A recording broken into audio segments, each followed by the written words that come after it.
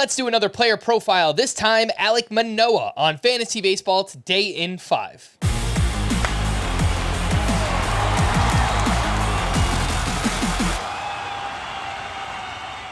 Welcome into FBT in 5. Today is Saturday, March 18th. I am Frank Samfeld, joined by Scott White, and let's talk about Alek Manoah. This one came in from actually one of our hosts. Scott chose Alek Manoah to talk about today on the show. And let's talk about him. Last year, he was amazing. 2.24 ERA, 0.99 whip, tied for second in quality starts with 25 of them.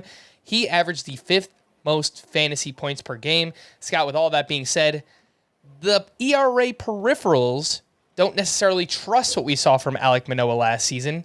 What do you think about him this year, and how much will he regress? So I like Alek Manoah more than the consensus. By the way, I chose him because you told me to name the first player who popped into my head, and that was it. So there wasn't an actual reason why we're talking about Alek Manoah. But I do like him more than the consensus. He is the 17th starting pitcher drafted on average. But for me personally, he is my 13th starting pitcher.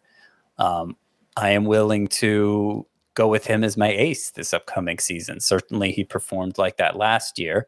However, the skepticism for him performing like that again is as you point out, the ERA estimators were much higher than the actual 2.24 ERA.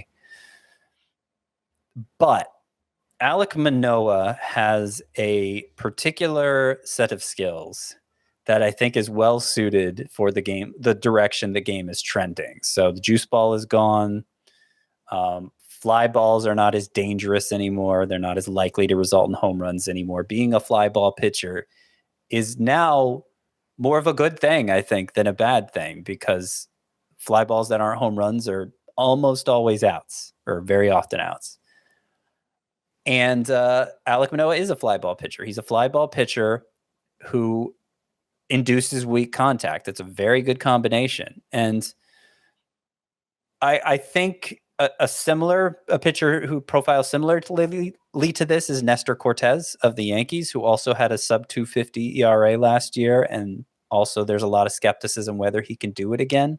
Given the skill set of these two particular pitchers, I think there's at least a path for them to come close to that ERA again.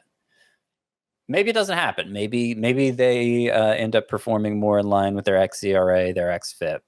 That's still going to be a good ERA. Like if Alek Manoah's ERA was so low last year that if it rises a full run, he's still going to be a really good pitcher. Is he going to be quite an ace? I don't know, but like it's not all hinging on the ERA for him, because remember, as a rookie 2 years ago, Alek Manoah had 10.2 K per 9 versus the 8.2 K per 9 he had last year. Now, why did he drop 2 K per 9? The stuff still looks about the same. I kind of think it may have just been a situation where he recognized he could afford to get outs, or he could afford to get outs earlier in the count. He didn't have to go so deep into account because the damage on contact wasn't so bad anymore. So he just kind of leaned into it. So I think it's the sort of thing where the rising of the ERA, he'll have to help control with rising of Ks. I think he has some control over that. And wherever he winds up with his K rate and his ERA, it'll be a good place, not knowing exactly where either of those specifically is going to be. He has good control, 2.3 walks per 9 last year. He is durable. He is built to take on innings. He's a big guy.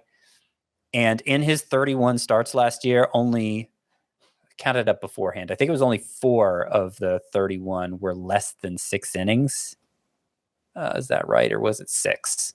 It wasn't very many. And he didn't have a single start of less than 5 innings last year. That's hard for anyone to do. And Alek Manoah did it last year. So that is certainly an ace-like quality he has. It's just a question of, where will the final ERA be? Where will the final K per 9 rate be? And as I said, there's a lot of upside in both areas, even if it doesn't play out exactly like it did last year. This is going to sound like I think Alek Manoah is a bad pitcher, and it's far from that. I just think he is overvalued for fantasy this season, and there's a few reasons why. If the ERA jumps to over 3 this year, I think he'll still have a really good whip, right? So low whip, low 3s ERA, maybe 8.5, 9 strikeouts per 9. That sounds a lot like Joe Musgrove. Why is Alek Manoah going off the board at SP17 as at pick 56.2? It just, like, he should not be going ahead of Max Fried. Darvish has more strikeout potential. Luis Castillo has more strikeout potential.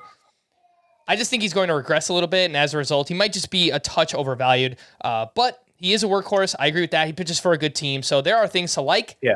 Just think he's a touch overvalued. That is Alek Manoah.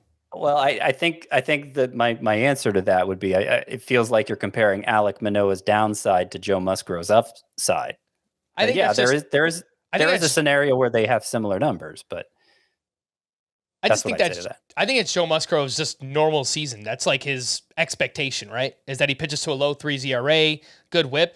I think his upside is, Joe Musgrove could be even better. I mean, we saw that in the first half of 2021, I guess that would be. So I just think they're comparable pitchers at the end of the day, and as a result, Manoah's a little bit overvalued. For more extensive fantasy baseball coverage, listen to the Fantasy Baseball Today podcast on Spotify, Apple Podcasts, the Audacy app, or anywhere else podcasts are found. Thanks for listening to Fantasy Baseball Today in 5, and we'll be back again next week. Bye-bye.